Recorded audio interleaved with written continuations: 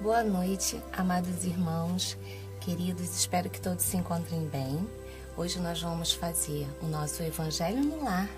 Se vocês puderem convidar os outros membros da sua família, estejam à vontade. É sempre muito bom ouvir a palavra de Jesus estando em família. Bom, vamos iniciar dizendo que vocês podem colocar uma jarrinha com uma água para ser fluidificada. E ao final da nossa oração, todos os membros da casa podem tomar um pouco dessa água, que será como bálsamo e remédio para todas as suas necessidades. E durante a semana, vocês podem ir completando essa jarrinha, que ela continuará fluidificada até o próximo domingo. Vamos começar. Boa noite a todos, sejam bem-vindos. Boa noite. Vamos iniciar lendo do livro Caminho, Verdade e Vida, de Chico Xavier, ditado pelo Espírito de Emmanuel. Esse livro foi escrito em 1949. E o primeiro texto ele diz o seguinte: trabalho. E Jesus lhe respondeu: meu Pai obra até agora, e eu tenho também. Isso está lá na Bíblia, em João, capítulo 5, versículo 17. Em todos os recantos, observamos criaturas queixosas e insatisfeitas. Quase todas pedem socorro. Raras amam o esforço que lhes é concedido.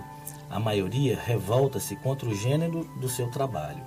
Os que varrem as ruas querem ser comerciantes. Os trabalhadores do campo preferiam a existência na cidade. O problema, contudo, não é o gênero da tarefa, mas o de compreensão da oportunidade recebida. De modo geral, as queixas, nesse sentido, são filhas da preguiça inconsciente. É o desejo ingênito de conservar o que é inútil e ruidoso, das quedas no pretérito obscuro. Mas Jesus veio arrancar-nos da morte no erro. Trouxe-nos a bênção do trabalho, que é o movimento incessante da vida, para que saibamos honrar nosso esforço. Referiu-se ao Pai que não cessa de servir em sua obra eterna de amor e sabedoria, e à sua própria tarefa, cheia e imperceptível dedicação à humanidade. Quando te sentires cansados, lembra-te que Jesus está trabalhando. Começamos ontem nosso humilde labor e o Mestre, o Pai Eterno, se esforça por nós desde quando? Desde sempre. Muito interessante esse texto. Ele que nos criou, então desde então ele já tem esse trabalho de nos trazer o amor, nos dar compreensão, nos dar luz a tudo que fazemos em nossas vidas. E só de pensar o que ele fez para este mundo, para Gaia, com tanta beleza, com tanta... um mundo onde tudo que a gente precisa tem nele. Sim. Então ele trabalhou muito. E você imagina quantos outros não estão aí repletos de irmãos em evolução. Aí a gente vê nesse texto e reflete que o ato de reclamar, ele é inato do ser humano. Sim. Aqui em Gaia. Por quê? Só da gente lembrar que é um mundo de provas e expiações. Sim. E que estamos aqui para evoluir. A insatisfação ainda é muito latente. Só que o que a gente às vezes dá um molezinho é que o tempo que a gente perde reclamando, a gente não ganha trabalhando. Sim, e lembrando que clamar é pedir com fé. Então, quando a gente reclama, a gente está pedindo 2 vezes. E a gente não entende que esse reclamar deveria ser para coisas boas. A gente acaba fazendo isso para aquelas coisas que não estão nos satisfazendo, que estão nos incomodando.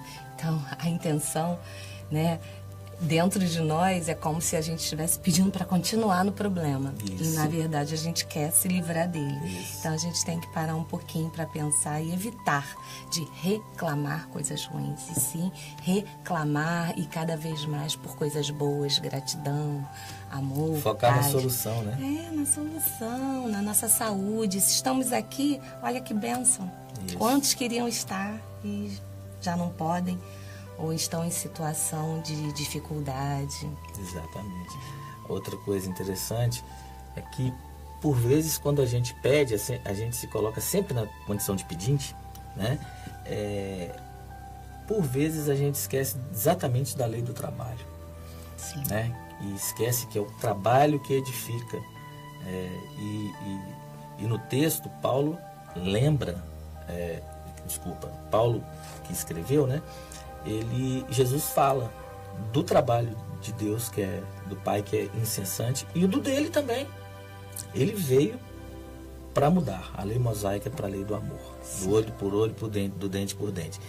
E deu sua vida por isso, trabalhando muito, e a gente às vezes só faz usar Deus como muleta. Como muitas das vezes, como se só o ato da gente pedir, se fazer de coitado, achar que, né, a gente está ali naquela condição de vou pedir e Deus vai fazer. Não é assim que funciona, a gente sabe. A gente sabe que a gente tem que fazer no mínimo a nossa parte, né? Exatamente. A gente tem que fazer porque senão é muito injusto com Deus. Botar para Ele toda a obrigação de consertar aquilo que a gente acha que está errado. E nós sabemos, né, que estamos passando por provas, desafios que desde antes a gente combinou que a gente ia passar por isso para se melhorar, para evoluir muito como bem seres lembrado, humanos. Exatamente. Porque às vezes a gente usa o termo trabalho para as coisas que a gente não gosta muito. Sim. Porque quantas e quantas vezes você vê uma pessoa que trabalha e sente prazer naquilo que fala, naquilo que faz, ele não entende aquilo como trabalho, entende como uma recompensa que Deus está dando para ele. Enquanto outros não enxergam a oportunidade. A gente até costuma brincar, né? Vamos para a luta quando está indo para o trabalho. Isso aí. Então, é como se fosse uma coisa muito penosa. Mas, enfim, vamos evoluir, né? Vamos buscar cada vez mais. O texto fala que Jesus veio para nos tirar da morte do erro. Que erro é esse? Prepotência, arrogância, egoísmo, desamor. Né? Então Jesus veio e nos trouxe pelo Evangelho a cartilha, o guia rápido de como viver bem. E como questão principal, o trabalho. É através do trabalho, mas que trabalho é isso? O trabalho no amor. É isso. É isso aí. Vamos para a nossa oração inicial? Vamos fazer a nossa oração. Agora todos aqui, no momento. Senhor Deus, Mestre Jesus, todos os mestres e guias dessa casa, que esteja aqui presente nesse momento, nos iluminando, para que nós possamos ser instrumentos da Tua Palavra e possamos esclarecer aqueles mais necessitados, aqueles que têm dúvida sobre a Sua missão e o que Tu desejas para nós, Senhor, que é evoluir no amor. Que essas mensagens cheguem, essas preces cheguem em cada lar com muita luz, muito amor, muita fraternidade. Que assim seja. Que assim seja. Graças a Deus. Vamos ao Evangelho? Vamos ao Evangelho. Bem, vamos ler aqui o Evangelho segundo o Espiritismo, codificado por Allan Kardec, capítulo 5, item 18. Instruções dos Espíritos, bem e mal sofrer. Quando Cristo disse, bem-aventurado os aflitos, que deles é o reino dos céus, ele não se referia àqueles que sofrem em geral, porque todos aqueles que estão nesse mundo sofrem. Estejam sob o trono ou sobre a palha, mas poucos sofrem bem. Poucos compreendem que somente as provas bem suportadas podem conduzi-los ao reino de Deus. O desencorajamento é uma falta. Deus vos recusa consolações porque vos falta coragem. A prece é um sustentáculo para a alma, porém ela não basta. É preciso que esteja apoiada sobre uma fé viva na bondade de Deus. Frequentemente, ele vos disse que não colocava fardos pesados em ombros fracos. O fardo é proporcional às forças. como a recompensa será proporcional à resignação e à coragem. Maior será a recompensa quanto a aflição não seja penosa. Mas essa recompensa é preciso merecê-la, e é por isso que a vida está cheia de tribulações. O militar que não é enviado ao campo de batalha não fica contente, porque o repouso do acampamento não lhe proporciona promoção. Sede, pois, como um militar, e não desejeis um repouso em que o vosso corpo se enfraqueceria e a vossa alma se entorpeceria. Ficai satisfeitos quando Deus vos envia a luta. Olha isso. Essa luta não é o fogo da batalha, mas as amarguras da vida, onde é preciso algumas vezes mais coragem do que um combate sangrento, porque aquele que ficar firme diante do inimigo se dobrará sob o constrangimento de uma pena moral.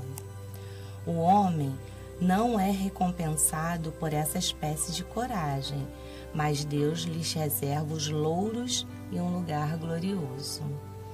Quando vos atinge um motivo de inquietação ou de contrariedade, esforçai-vos por superá-lo. E quando chegardes a dominar os ímpetos da impaciência, da cólera ou do desespero, dizei-vos com justa satisfação: eu fui o mais forte. Bem-aventurados os aflitos pode, pois, se traduzir assim: bem-aventurados aqueles que têm oportunidade de provarem sua fé, sua firmeza, sua perseverança e a sua submissão à vontade de Deus, porque terão em cêntuplo a alegria que lhes falta sobre a terra. E depois do trabalho virá o repouso. Lacordaire, Le Havre, 1863. Nossa, que mensagem, né? Ou seja, nossa, chega a ficar arrepiada, como ele diz sempre. Já estou há muito tempo. A gente vê nesse capítulo. Primeiro, a gente vê em cômputo geral que como Jesus foi e é nosso Cristo Consolador. Encorajador. Nossa. Porque quando o Evangelho veio através dos discípulos, né, dos evangelistas, é uma escrita do que Jesus aqui falou, deixando plantado. E nos trouxe esse tal desse manualzinho que eu falo o tempo todo, que é o Evangelho. Né? Ele mostra assim que o sofrimento é uma questão, uma condição humana comum a todos esses que trabalham, que estão aqui em Gaia. Como diz aqui, todos sofrerão, porque todos estamos sofrerão. Nesse mundo independente de tribulações, né? O que são as tribulações? São os desafios que temos para tentarmos evoluir, né? Enquanto seres na Terra, para que no plano espiritual estejamos cada vez mais próximos do que o Cristo quer para nós, né? O texto, ele fala lá, instruções dos Espíritos, bem e mal sofrer. O que seria esse bem sofrer? Eu acho que essa questão ela é de extrema importância, porque talvez o nosso despertar para o que viemos fazer aqui, ele se dá quando a gente entende o que é o bem sofrer. Que é aquele sofrer sem reclamar.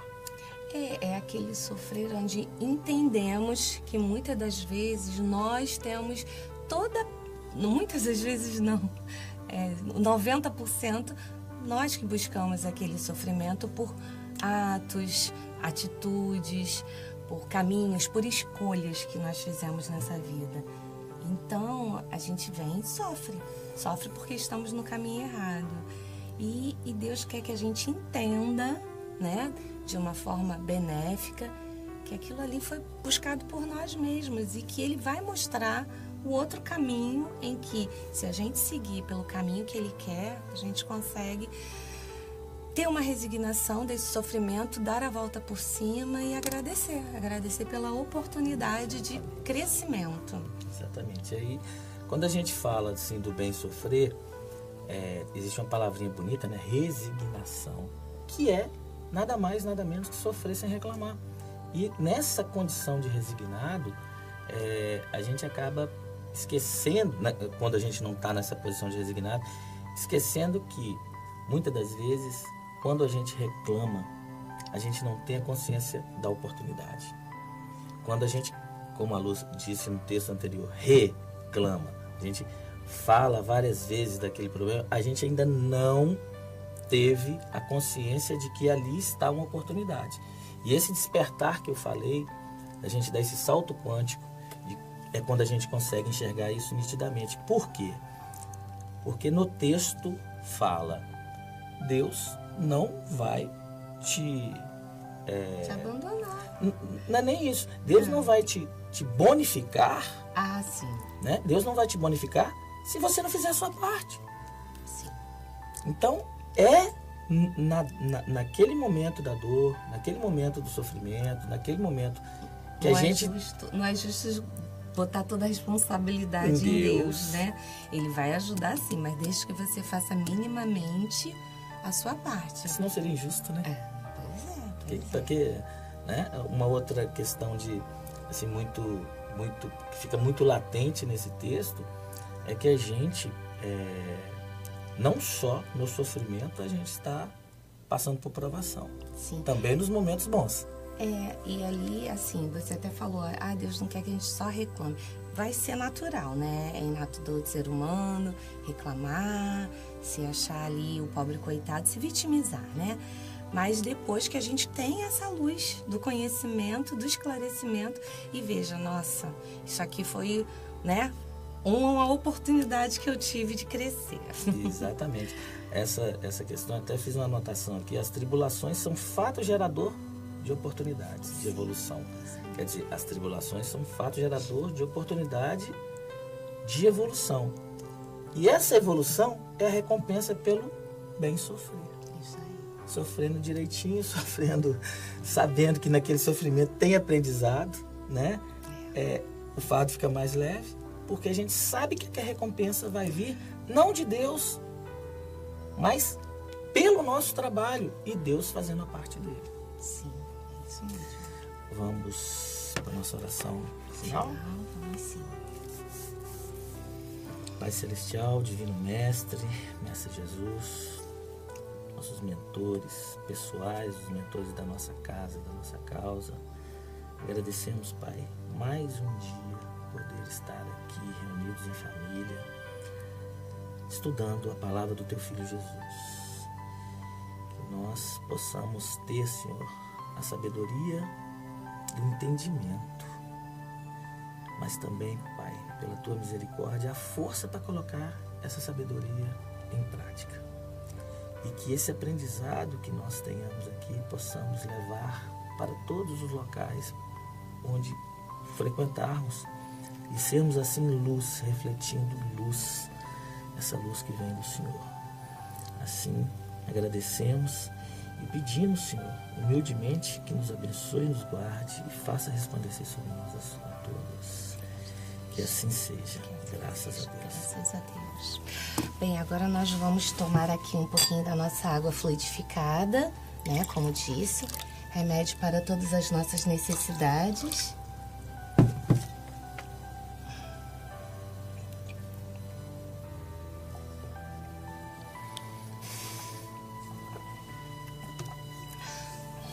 E juntos dizemos paz e bem, paz e luz, paz, muita paz. Boa noite a todos. Boa noite.